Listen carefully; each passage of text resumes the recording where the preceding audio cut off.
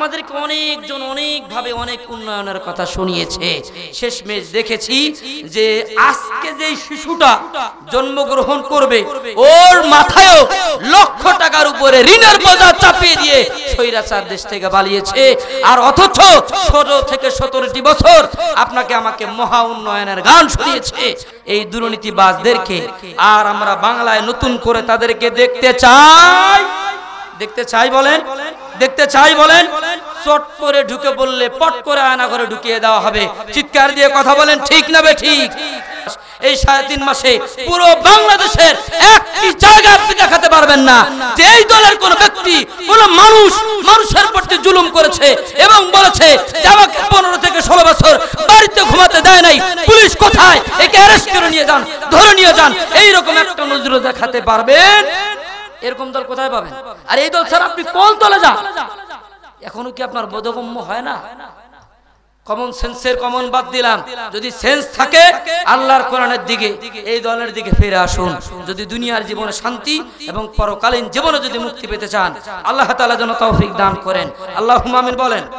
এই রিসেন্টলি এই কিছুদিন পূর্বেই যে মানুষগুলি এতদিন জুলুম নির্যাতন সহ্য করলো, টাকা পয়সা নাই, কত সমস্যা, জেল জুলুম নির্যাতন নিষ্পেষণ দিয়ে ভরা, এই মানুষগুলি গিয়ে মানুষের দাঁড়ে দাঁড়ে একেবারে কোমর পর্যন্ত পানি, গলা পর্যন্ত পানি, মানুষের বাড়িতে গিয়ে গিয়ে খাদ্য পৌঁছে দিয়েছে। হযরত ওমরের মতো চিৎকার দিয়ে কথা বলেন ঠিক না বেঠিক? আরো জোরে কথা বলেন ঠিক না বেঠিক? হাসিনার দেশে থাকা হলো না, জনগণ তাকে ছেড়ে দেবে না। কথা বলেন ঠিক কিনা? হাসিনার দেশে থাকা হলো না, জনগণ তাকে ছেড়ে দেবে না। থেকে গেছে তার সব স্মৃতিচিহ্ন, থেকে গেছে তার সব স্মৃতিচিহ্ন। কেউ আজ তার কথা কয় না। পৃথিবীতে কেউ তো স্থায়ী হয় না, হোক না সে ফেরাউন কিবা নমরুদ। কেউ ভাবে চিরকাল রয় না, কেউ ভাবে চিরকাল রয় না। চলে যায় সব ছেড়ে যেতে হয়, মৃত্যু মানে না কোনো পরিচয়। সব রাজা মহারাজা আর মহাবীর, সব রাজা মহারাজা আর মহাবীর, কাউকে সে অবকাশ দেয় না। পৃথিবীতে কেউ তো স্থায়ী হয় না, হোক না সে ফেরাউন কিবা নমরুদ। কেউ ভাবে চিরকাল রয় না, কেউ ভাবে চিরকাল রয় না। আল্লাহর কোরআনকে ঘর থেকে বের করে এনে এবার সংসদে জ্বালাতে হবে কি হবে না? জ্বালাতে চাই কি চাই না? আল কোরআনের আলো সংসদে জ্বালো, আলেম ওলামা যেখানে, কোরআন সুন্নাহ যেই দলে, লিল্লাহে তাকবীর। আসলে জলঢাকার মাটি হলো ইসলামী আন্দোলনের উর্বর ঘাঁটি। কথা বলেন ঠিক না বেঠিক? এই নীলফামারীর কোন থানা থেকে যদি সর্বপ্রথম তাকবীরের আওয়াজ যদি ওঠে সেই থানাটি হলো জলঢাকার মাটি। কথা বলেন ঠিক কিনা? আওয়াজ জোরে দিতে হবে। রাজি আছি না নাই বলেন? রাজি আছি না নাই? প্রিয় আল্লাহ তাআলার বান্দাগণ, অনেক আমরা ঘরে ঘরে জ্বালিয়েছি আল্লাহর কোরআন। অনেক দিন মুসাফির অবস্থায় ছিল, আর আল্লাহর কোরআনকে আমরা মুসাফির অবস্থায় দেখতে চাই? বলুন দেখতে চাই? আল্লাহর কোরআনকে আমরা সংসদে নিয়ে যেতে চাই কি চাই না? শুধু মুখে বললে হবে নাকি কাজের দ্বারা প্রমাণিত করে দিতে হবে? কাজের দ্বারা প্রমাণিত করে দিতে হবে ইনশাআল্লাহ। আল্লাহ তাআলা যেন তৌফিক দান করেন। আল্লাহুম্মা আমিন বলছি। সম্মানিত আল্লাহ তাআলার বান্দাগণ, আসুন শুরুতেই সর্বাগে সেই মহান রব্বে কারীমের দরবারে অবনত চিত্তে শুকরিয়া জ্ঞাপন করছি যে মহান তাবারক ওয়া তাআলা দীর্ঘ 16 থেকে 17 বছর কঠিন জুলুম নির্যাতনের চড়াই উতরাই পেরিয়ে ফ্যাসিস্ট খুনি স্বৈরাচার হাসিনার বিদায়ের মধ্য দিয়ে যে আল্লাহ পাক রব্বুল আলামিন গোটা দুনিয়াটাকে, গোটা দুনিয়া বললেও ভুল হবে না, কারণ গোটা দুনিয়ায় মুসলমান আছে না নাই বলেন, বাংলাদেশের লোক আছে না নাই বলেন, গোটা দুনিয়া তথা বাংলাদেশকে একটি শান্তির আবহাওয়া দান করেছেন। সেই মহান রব্বে কারীমের দরবারে অবনত চিত্তে হৃদয়ের মনি কোটা থেকে শুকরিয়া জ্ঞাপন করছি। আমরা সকলেই বলছি আলহামদুলিল্লাহ, আর একটু ঝংকার দিয়ে বলছি আলহামদুলিল্লাহ। অতঃপর অসংখ্য অগণিত দরুদ এবং সালাম বর্ষিত হোক যে নবীকে লাইক করেছেন, পছন্দ করেছেন দেন মরপিকে হিট্রি, যে নবীকে লাইক করেছেন, পছন্দ করেছেন ইংরেজি সাহিত্যিক জর্জ বার্নার্ড শ, যে নবীকে লাইক করেছেন, পছন্দ করেছেন আমেরিকার বিখ্যাত সমাজ বিজ্ঞানী মাইকেল এইচ হার্ট, যে নবীকে লাইক করেছেন, পছন্দ করেছেন, যে নবীর জীবনী পড়ে কান্না করেছেন ভারতের অবিসংবাদিত নেতা, ব্রিটিশ খেদাও আন্দোলনের পুরোধা ব্যারিস্টার মহাত্মা গান্ধী সহ আল্লাহর এই পৃথিবীতে মানবতাকামী যারা এই পৃথিবীতে এসেছিল তারাই আমার নবীর গুণগান করতে, গুণগান গাইতে তারা বাধ্য হয়েছিল। চিৎকার দিয়ে বলুন কথা ঠিক না বেঠিক? সেই নবীর উম্মত হতে পেরে আমরা সকলেই খুশি না বেজা? আমরা খুশি হয়ে বিশ্ব নবীজির প্রতি মহব্বত ভরে আমরা দরুদ এবং সালাম প্রেরণ করছি। আমরা সকলেই বলছি সাল্লাল্লাহু আলাইহি ওয়াসাল্লাম। 16 থেকে 17টি বছর আল্লাহর জমিন, আল্লাহর খাই, আল্লাহর পরি, সব কিছুই আল্লাহ, কিন্তু আল্লাহর জমিনে আল্লাহর কথা আমরা সঠিকভাবে বলতে পারি অনুমতি নেওয়ার জন্য যেতে হয়েছে তার কাছে, যার বুকের মধ্যে বোমা মারলেও আল্লাহর কোরআনের একটি অক্ষর বের হয় না, তার পিছে ধরনা দিতে হয়েছে আল্লাহর কোরআনুল কারীমের মাহফিলের অনুমতি নেওয়ার জন্য। কথা বলেন ঠিক কিনা? মদখোর, ইয়াবাখোর, গাঁজাখোর, সন্ত্রাস, বেঈমান, লুটতরাজ বাহিনীর সভাপতি যে ওই ব্যক্তিকে মাহফিলের সভাপতি করা ছাড়া মাহফিল করতে পারে না। কথা বলেন ঠিক কিনা? আরো জোরে কথা বলেন ঠিক কিনা? কিন্তু আল্লাহ তাআলা তাদেরকে চূড়ান্ত শিক্ষা দিয়েছেন। কি শিক্ষা বলেন? কি শিক্ষা বলেন? আল্লাহর মায় আক্কেলের বাইরে। আল্লাহ তাআলা ধরে না, ধরলে আল্লাহ তাআলা ছাড়ে, আল্লাহ তাআলা ছাড় দেয় কিন্তু ছেড়ে দেন তাদের অপকর্ম। কতগুলো বলবেন, কোন ভাষায় বলবেন, কোন বইয়ের পৃষ্ঠায় লিখবেন, আপনি শেষ করতে পারবেন না। সর্বোপরি আমি শুরুতেই আমি আপনাদেরকে বলতে চাবো, আমরা এদেশে অনেক মানুষের শাসন দেখেছি, অনেক মানুষের অনেক ভাষণ শুনেছি, অনেক মানুষের অনেক মিথ্যা ওয়াদা শুনেছি, আর আমরা মিথ্যা ভাষণ, মিথ্যা ওয়াদা আর কোরআন ব্যতীত অন্য কোন শাসন বাংলার জমিনে আমরা দেখতে চাই। আমরা কিসের শাসন দেখতে চাই? কিসের শাসন বলেন? আল্লাহর কোরআনুল কারীমের শাসন দেখতে চাই।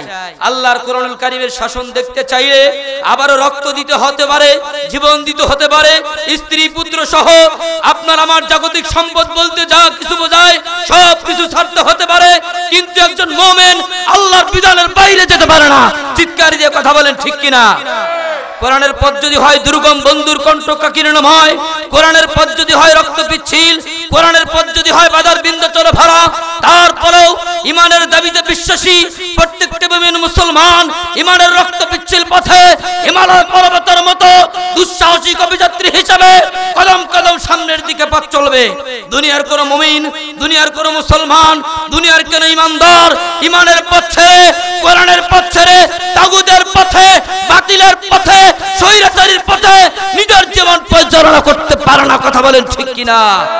আরো যারা মুসলমান চিৎকার দিয়ে কথা বলেন ঠিক কিনা? আল্লাহ তাআলা বলেন, ওয়া ইযা কুরিআল কুরআনু ফাসতামিউ লাহু ওয়া আনসিতু লাআল্লাকুম তুরহামুন। আল্লাহ পাক রব্বুল আলামিন বলেন, ওয়া ইযা কুরিআল কুরআন, যখন তোমাদের সামনে আমার কোরআন থেকে একজন কারি তেলাওয়াত করে অথবা একজন মুফাসসির যখন আমার কোরআন থেকে আলোচনা করে, তখন তোমাদের দায়িত্ব হলো দুইটি। কয়টি বলেন? তখন তোমাদের দায়িত্ব হলো দুইটি। তোমাদের এক নম্বর দায়িত্ব হলো ফাসতামিউ লাহু, মনোযোগ সহকারে আমার কোরআনুল কারীমের আলোচনাগুলি তোমরা শ্রবণ করবে। আর দুই নম্বর কাজ হলো ওয়াংসিতু, তোমরা চুপচাপ হয়ে একেবারে পিনপতন নীরবতা হয়ে তোমরা আমার কোরআন থেকে আলোচনা তোমরা শুনবে। আর এই দুইটি কাজ যদি তোমরা করতে পারো, লাআল্লাকুম তুরহামুন, তোমাদের মাথার উপরেই আমি আল্লাহ পাক রব্বুল আলামিন রহমতের বাড়ি ধারা নাজিল করে দিব। সকলেই জোরে জোরে বলা যাবে কি সুবহানাল্লাহ? সুবহানাল্লাহ আবার বলেন। শুনতে এসেছেন কি? The only one complete code of life হিসাবে স্বীকৃতিপ্রাপ্ত একমাত্র ধর্মীয় গ্রন্থ আল কোরআনুল কারীম, যেই কোরআনে কোনো সন্দেহ, কোনো ভুল, কোনো সংশয় বলে দিয়েছেন কে? আল্লাহ তাআলা বলেছেন, this is the book, the most authentic original book in the world. There is no doubt in it and guidance to those who are muttaqin. চিৎকার দিয়ে বলুন আল্লাহু আকবার। আল্লাহ তাআলা বলেন, এমন এক কোরআন তোমাদের কি দিলাম, এই কোরআনুল কারীমের মধ্যে ভুল থাকা তো দূরের কথা, সন্দেহের অবকাশ মাত্র নেই। এই পৃথিবীতে যত কলামিস্ট রয়েছে, যত লেখক রয়েছে, প্রত্যেকটি লেখক তার বইয়ের সূচনায় লিখে দেয়, অনেক কষ্ট করে আমি আমার বইটি লিখেছি, লিখতে গিয়ে আমার ভুল হতে পারে, সমস্যা হতে পারে, মতের অমিল থাকতে পারে। যদি আপনাদের কোনো ভুল দৃষ্টিগোচরে পড়ে আমাকে জানিয়ে দিবেন। পরবর্তী যখন এই বইটি পুনর্মুদ্রণ করা হবে, আমরা এটাকে সংস্করণ করব, সম্পাদনা করব। কিন্তু আল্লাহ পাক রব্বুল আলামিন এমন একজন রাইটার, এমন একজন কলামিস্ট, এমন একজন লেখক, আল্লাহ পাক রব্বুল আলামিন তিনি শুরুতে কোরআনুল কারীমের 2 নম্বর আয়াতে আল্লাহ তাআলা জানিয়ে দিলেন, এমন এক কোরআন আমি আল্লাহ পাক রব্বুল আলামিন তোমাদের প্রতি নাজিল করে দিয়েছি। এই কোরআনুল কারীমের মধ্যে ভুল থাকা তো দূরের কথা, সন্দেহের অবকাশ মাত্র নেই। জোরে জোরে বলুন সুবহানাল্লাহ। আল্লাহ তাআলা বলেন, আলিফ লাম মিম যালিকাল কিতাবু লা রাইবা ফীহি হুদাল লিল মুত্তাকিন। আল্লাহু আকবার। আবার বলেন, আল্লাহ পাক রব্বুল আলামিন বলেন, যালিকাল কিতাব, এটা তো ওই কিতাব, লা রাইবা ফীহি, এই কিতাবের মধ্যে কোনো সন্দেহ নেই, কোনো সংশয় নেই, কোনো ভুল নেই, হুদাল লিল মুত্তাকিন। আর এই কোরআন হলো মুত্তাকিদের জন্য পথ প্রদর্শক, জান্নাতের রোড ম্যাপ। সকলেই বলুন সুবহানাল্লাহ, সুবহানাল্লাহ। আবার বলেন, আল্লাহ পাক রব্বুল আলামিন আরো বলেছেন, মা ফাররাতনা ফিল কিতাবি মিন শাই। আল্লাহ তাআলা বলেন, এমন এক কোরআন তোমাদের প্রতি আমি আল্লাহ পাক রব্বুল আলামিন নাজিল করে দিলাম। এই কোরআনুল কারীমের মধ্যে ব্যক্তি নীতি, পরিবার নীতি, সমাজ নীতি, রাজনীতি নাই। আপনারা 2-4 জন বলেছেন, বাকি জন যারা আছেন ওনারা বলতেছেন যে কোরআনুল কারীমের মধ্যে রাজনীতি আছে। জোরে বলুন আছে। সব রাজার মহারাজাকে, আরো জোরে ঝংকার দিয়ে বলুন সব রাজার মহারাজাকে। এটা হলো কালামুল্লাহ। কালামুল্লাহ শব্দের অর্থ কি আপনারা জানেন? কালামুল্লাহ শব্দের অর্থ কি বলেন? আল্লাহর কথা। কার কথা বলেন? সব রাজার মহারাজা যিনি, তার কথায় রাজনৈতিক কথা থাকবে না, রাজনৈতিক বক্তব্য থাকবে না। এটা যারা বলবে তারা হলো চূড়ান্ত আহাম্মক। কথা বলেন ঠিক না বেঠিক? আরো জোরে বলুন কথা ঠিক না বেঠিক? আল্লাহ পাক রব্বুল আলামিন এই কোরআনুল কারীমের মধ্যে ব্যক্তি নীতি দিয়েছেন, পরিবার নীতি দিয়েছেন, সমাজ নীতি দিয়েছেন, রাজনীতি দিয়েছেন, আন্তর্জাতিক নীতি দিয়েছেন, অর্থনীতি দিয়েছেন, যুদ্ধ নীতি দিয়েছেন, বন্ধি নীতি দিয়েছেন। আল্লাহ পাক রব্বুল আলামিন সন্ধি নীতি দিয়েছেন। এক কথায় মানব জীবনের A to Z প্রত্যেকটি বিষয় আল্লাহ পাক রব্বুল আলামিন আল্লাহর কোরআনুল কারীমের মধ্যে প্রত্যেকটি বিষয়ে আল্লাহ তাআলা সন্নিবেশিত করে দিয়েছেন। জোরে জোরে বলুন সুবহানাল্লাহ।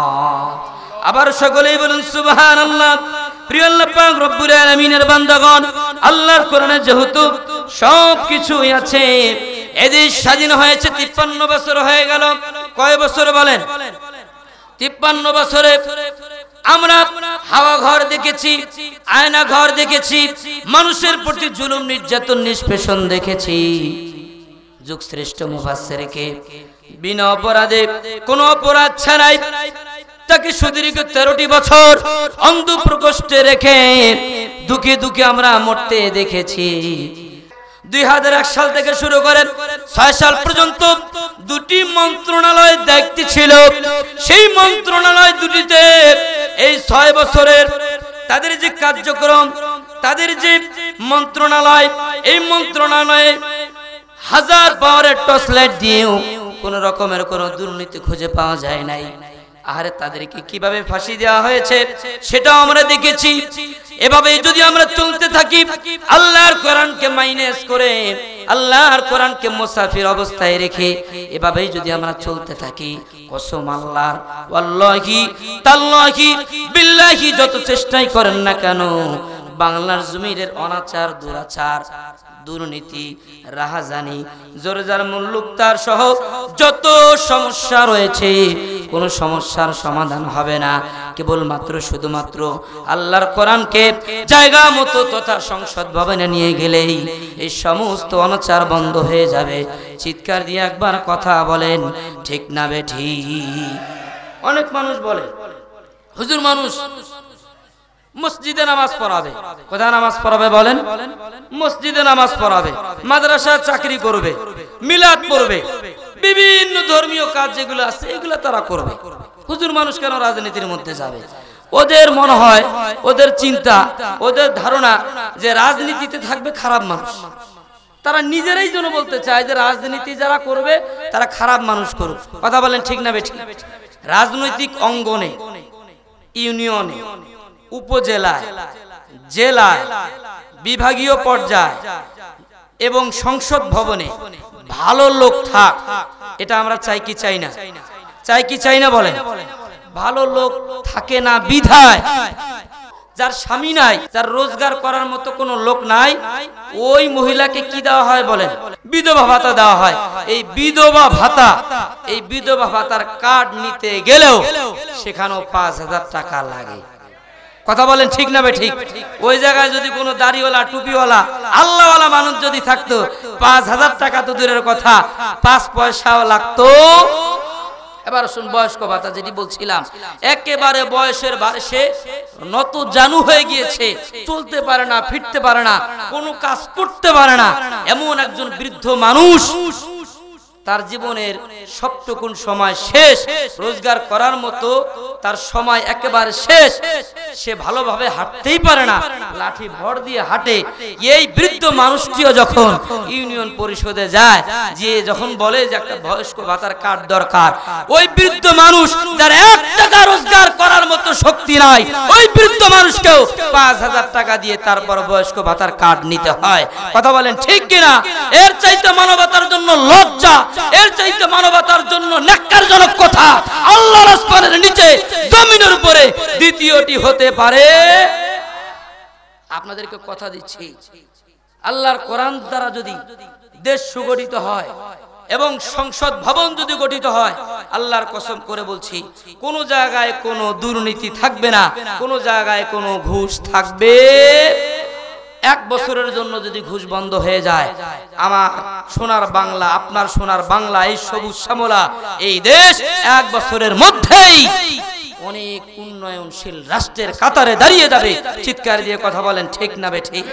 আমাদেরকে অনেকজন অনেকভাবে অনেক উন্নয়নের কথা শুনিয়েছে। শেষমেশ দেখেছি যে আজকে যেই শিশুটা জন্মগ্রহণ করবে, ওর মাথায়ও লক্ষ টাকার উপরে ঋণের বোঝা চাপিয়ে দিয়ে স্বৈরাচার দেশ থেকে পালিয়েছে। আর অথচ 16 থেকে 17টি বছর আপনাকে আমাকে মহা উন্নয়নের গান শুনিয়েছে। কথা বলেন ঠিক না বেঠিক? আরো জোরে কথা বলেন ঠিক না বেঠিক? বিদেশ থেকে একজন মেহমান এসেছে, আমাদের বাংলাদেশ সফর করতে ঘুরে বেড়াতে, আসার পরে চট্টগ্রামে সে ল্যান্ড করেছে। ল্যান্ড করার পরে এবার প্রাইভেট কারে যাচ্ছে। এবার বলেছে যে অনেক বড় একটা এখানে দেখা যাচ্ছে একটা বিল্ডিং এর মতো, অনেক বড় একটা বিল্ডিং এর মতো। এটা কি? সে বলছে এটা হলো বঙ্গবন্ধু এভিনিউ। কিছুক্ষণ পরে আরেকটু দূরে গিয়েছে, বলেছে এটা কি? কয়টা হলো বঙ্গবন্ধু জাতীয় স্টেডিয়াম। এবার বলতেছে যে এখানে কি হয়? কয় এখানে খেলা হচ্ছে। কি খেলা? এখানে হচ্ছে বঙ্গবন্ধু লীগ ফুটবল। ঠিক আছে, আমরা একটু খেলা দেখি, যেহেতু ঘুরতে এসেছি। ভিতরে প্রবেশ করেছে, দুই দলে মারামারি লেগেছে।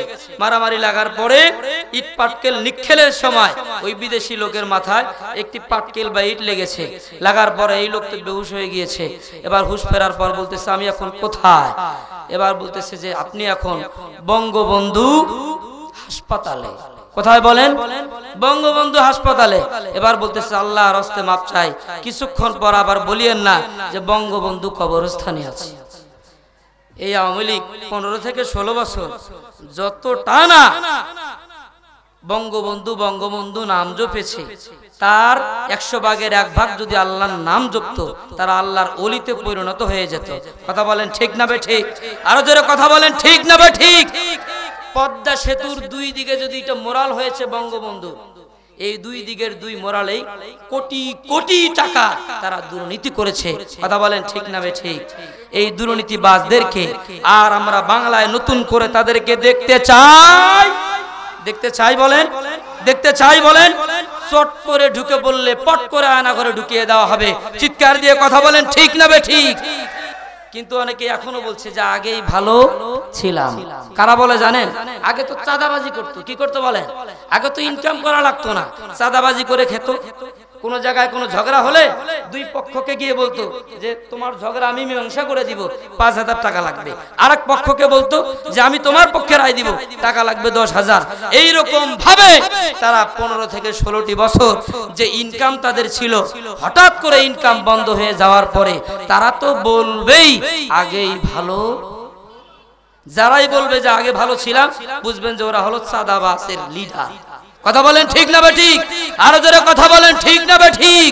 ভালো মানুষ কোশ্চিন কালেও তারা বলতে পারে না আগেই ভালো ছিলাম।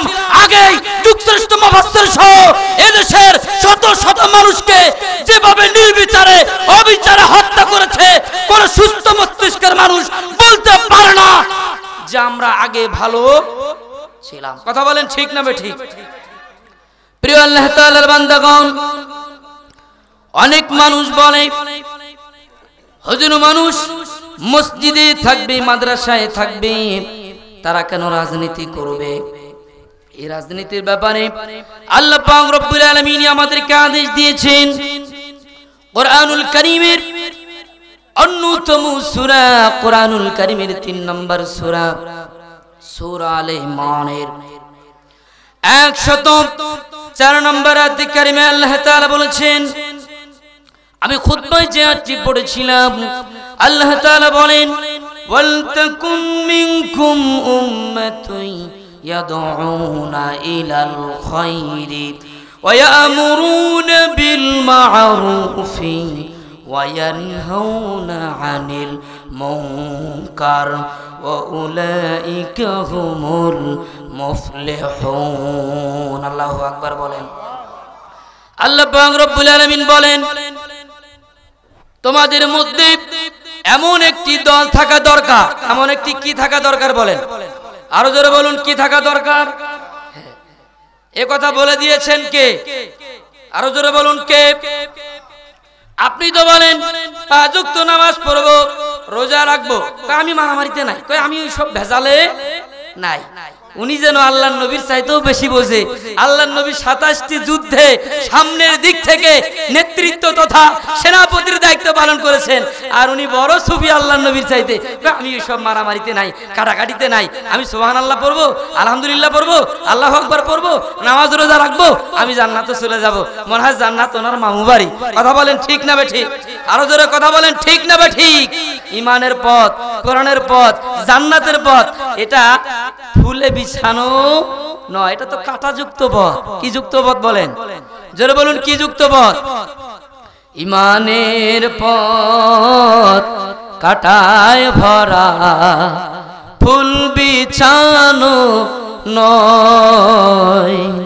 ইমানের পথ কাটায় ভরা, ফুল বিছানো নয়। কথা বলেন ঠিক না বেঠিক?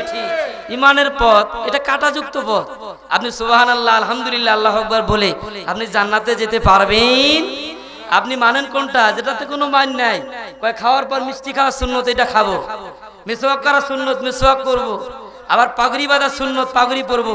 আল্লাহর নবী যে মাঝে মধ্যে জিহাদের ময়দানে গিয়ে মাথার পাগড়ি খুলে আল্লাহর নবী যে কোমরে বেঁধেছেন, এই সুন্নত ওনার ভালো লাগে, এই সুন্নত ওনার ভালো লাগে। আল্লাহর নবী মিসওয়াক শুধু বাসায় বসে বসে করেন নাই, আল্লাহর নবী জিহাদের ময়দানে গিয়ে বলেছেন যে তোমরা মিসওয়াক করো। দূর থেকে গোয়েন্দা সংস্থা দেখলো যে মুসলমানরা মিসওয়াক করতেছে। কি করতেছে বলেন?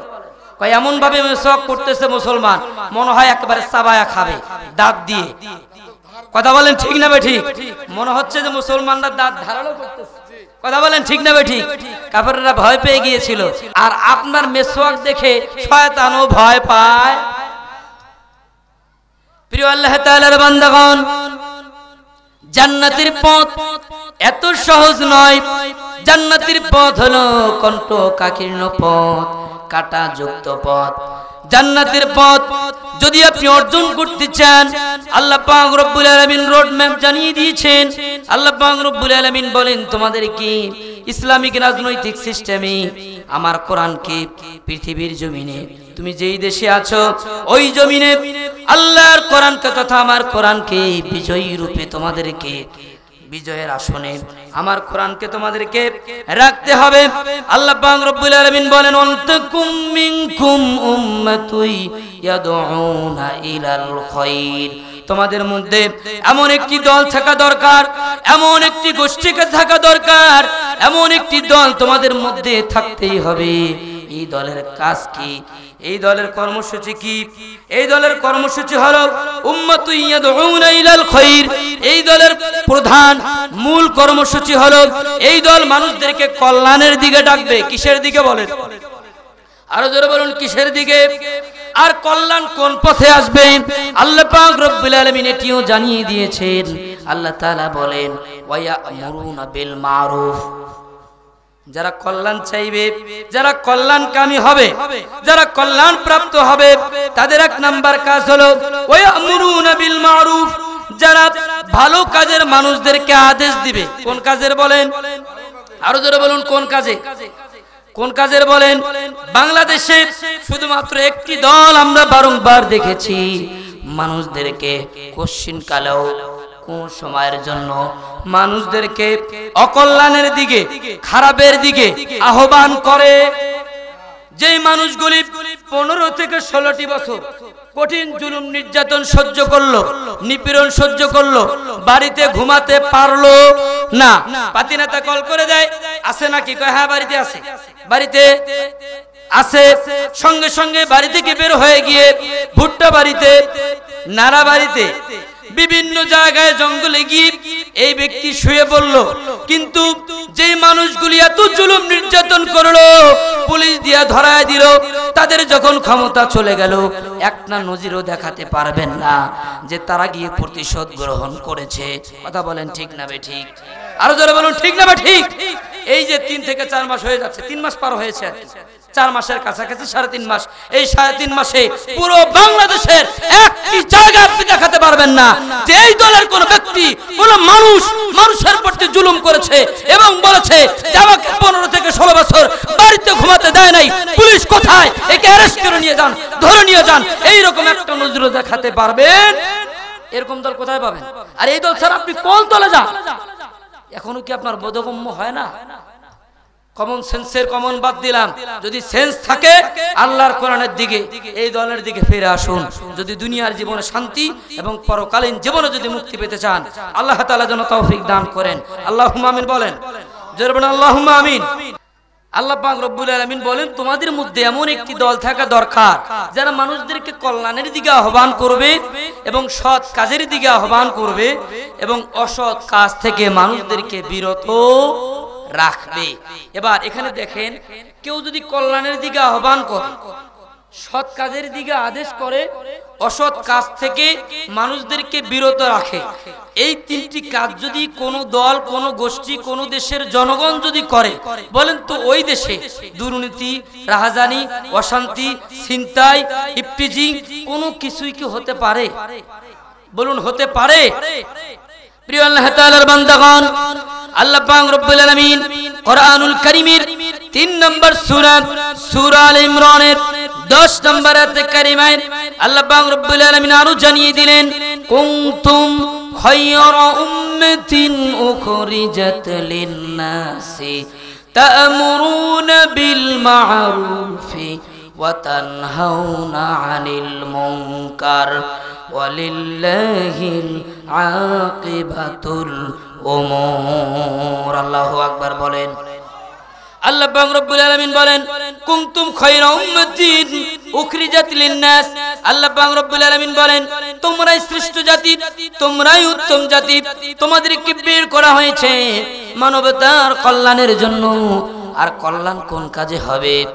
আল্লাহ পাক রব্বুল আলামিন সেটিও বলে দিলেন, তা'মুরুনা বিল মারুফ, মানুষের মহা কল্যাণ হয় মানুষদেরকে যখন মানুষেরা সৎ কাজের আদেশ দেয়, ওয়া তানহাউনা আনিল মুনকার, অসৎ কাজ থেকে মানুষদেরকে যখন বিরত রাখে। জোরে জোরে সকলেই বলুন আল্লাহু আকবার। আল্লাহু আকবার আবার বলেন। আর যদি আপনি এখানে প্রত্যেকটা বিষয় আপনাকে খুবই ঠান্ডা মাথায় বুঝতে হবে। এক জায়গায় কোনো অসৎ কাজ হচ্ছে, আপনি যদি এককভাবে সেখানে গিয়ে বাধা প্রদান করেন, আপনার বাধা প্রদানে তাদের কোনো যায় আসে মানবে না। এককভাবে যে কোনো জায়গায় যে কোনো অপকর্ম হলে আপনি একা গিয়ে বাধা দিলে আপনার বাধা তারা শুনবে, কিন্তু একটি দল যদি যায় বাধা শুনবে কি শুনবে না? সেজন্যই আল্লাহ তাআলা মূলত দল বা রাজনীতি করার কথা বলেছেন। আল্লাহু আকবার বলেন। রাজনীতির বাইরে শুধুমাত্র দুটি জাতি থাকতে পারে। কয়টি জাতি বলেন? আরো জোরে বলুন, কয়টি জাতি? এ কথা আমার না, এ কথা হলো যাকে ফাদার অফ ডেমোক্রেসি বলা হয়, যার নাম হলো এরিস্টটল। গ্রিক দার্শনিক এরিস্টটল বলেছেন যে রাজনীতির বাইরে শুধুমাত্র দুটি দল থাকতে পারে। তার মধ্যে 1 নাম্বার হলো দেবদেবী, 2 নাম্বার হলো পশু পাখি।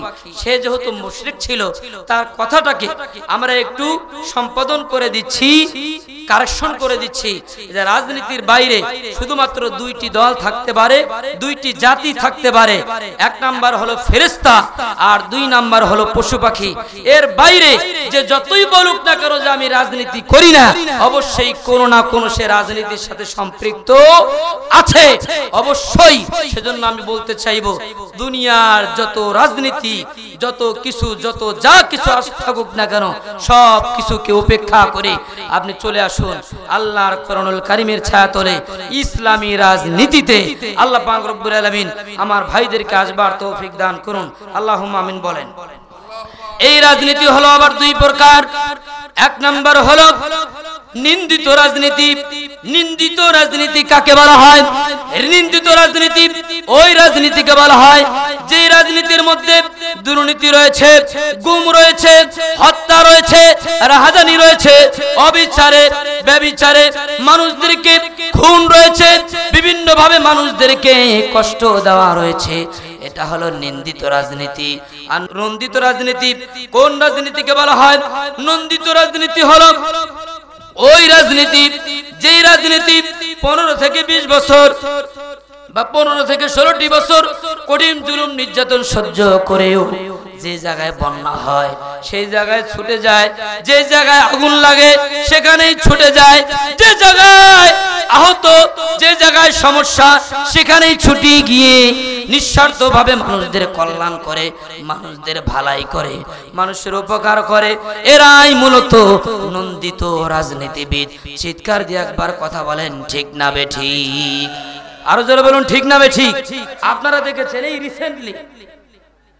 এই রিসেন্টলি এই কিছুদিন পূর্বেই যে মানুষগুলি এতদিন জুলুম নির্যাতন সহ্য করলো, টাকা পয়সা নাই, কত সমস্যা, জেল, জুলুম নির্যাতন নিষ্পেষণ দিয়ে ভরা, এই মানুষগুলো গিয়ে মানুষের দাঁড়ে দাঁড়ে একেবারে কোমর পর্যন্ত পানি, গলা পর্যন্ত পানি, মানুষের বাড়িতে গিয়ে গিয়ে খাদ্য পৌঁছে দিয়েছে। হযরত ওমরের মতো চিৎকার দিয়ে কথা বলেন ঠিক না ঠিক? আরো জোরে কথা বলেন ঠিক না ঠিক?